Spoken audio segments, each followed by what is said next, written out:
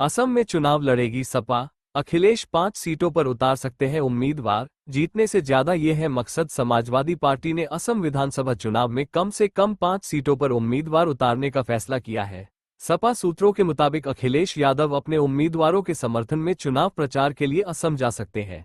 Samajwadi party ने असम विधानसभा चुनाव में किस्मत आजमाने का फैसला किया है।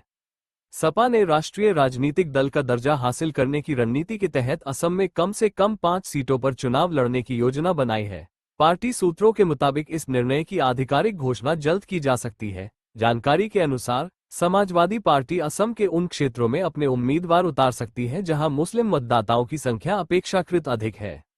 माना जा रहा है कि इन सीटों पर चुनाव लड़कर सपा राज्य में अपनी राजनीतिक मौजूदगी दर्ज कराना चाहती है। साथ ही यह कदम राष्ट्रीय स्तर पर पार्टी के विस्तार की रणनीति का हिस्सा भी माना जा रहा है। वर्तमान में लोकसभा में सीटों की संख्या के लिहाज से समाजवादी पार्टी देश की तीसरी सबसे बड़ी पार्टी है। उसके पास 37 लोकसभा सांसद हैं, लेकिन ये सभी उत्तर प्रदेश से हैं।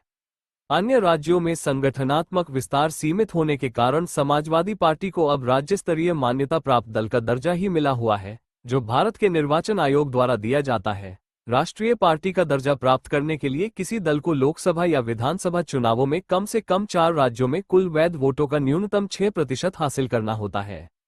इसके अलावा लोकसभा में कम से कम 4 सीटें होना या फिर 3 अलग अलग राज्यों से कुल सीटों का कम से कम 2% यानी 11 सीटें जीतना भी जरूरी होता है। समाजवादी पार्टी के पास लोकसभा में इस मानक से अधिक सीटें हैं, लेकिन उसके सभी सांसद उत्तर प्रदेश से ही आते हैं।